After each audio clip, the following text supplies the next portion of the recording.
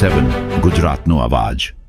નમસ્કાર દર્શક મિત્રો, i7 ન્યૂઝ ગુજરાતીની સાથે હું છું આપની સાથે પાયલ બામભણિયા। તો જોઈએ આજના મહત્વના સમાચાર।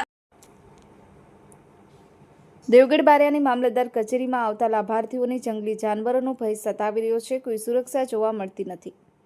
મળતી માહિતી મુજબ દેવગઢ બારિયાની મામલતદાર કચેરી ખાતે તાલુકાના 92 જેટલા ગામડાની જનતા અને વિદ્યાર્થીઓ સરકારી કામ અર્થે દાખલા તેમજ આધાર કાર્ડ, ચૂંટણી કાર્ડ જેવા મહત્વના દસ્તાવેજ મેળવવા માટે આવતા હોય છે।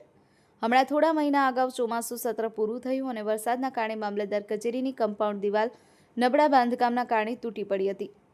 ગયા વર્ષમાં પણ આ જગ્યા અને આ દિવાલ તૂટી પડી હતી, જે પછી તેનું સમારકામ કરવામાં આવ્યું અને નવીન દિવાલ બનાવવામાં આવી, પરંતુ હલકી ગુણવત્તાના મટીરીયલના કારણે ફરીથી પણ એ જ દિવાલ તૂટી પડી હતી। મામલતદાર કચેરીના બિલ્ડિંગની વધારાની ખુલ્લી જગ્યામાં અનેક ઝાડ ઉછેરવામાં આવ્યા છે, જે પર્યાવરણને સ્વચ્છ રાખે છે, પરંતુ વધારે ઝાડી અને ઝાખરા પણ વધી ગયેલ હોય, નજીકમાં ડુંગર આવેલ હોય, ક્યારેક દીપડા, ઝરખ જેવા પ્રાણીઓ કદાચ આ તૂટેલી દિવાલ પસાર કરી કેમ્પ્સમાં આવી વસવાટ કરી દે, ત્યારે કોઈ દિવસ આ જંગલી પ્રાણીઓ સરકારી કામે આવેલ વિદ્યાર્થીઓ અથવા આમ જનતા ઉપર ઘાતક હુમલો કરી શકે છે, તેને નકારી શકાય તેમ નથી। અને આ હુમલામાં કોઈને જીવ ગુમાવવાનો વારો આવે ત્યારે જવાબદાર કોણ? સરકારના જવાબદાર તંત્ર દ્વારા આ અંગે ખાતરી કરી મામલતદાર કચેરી કેમ્પ્સમાં તૂટી ગયેલ કમ્પાઉન્ડ દિવાલ વહેલી તકે બનાવવામાં જનતાની માંગણી છે। અનિલભાઈ વણકર, i7 ન્યૂઝ ગુજરાતી, દેવગઢ બારિયા।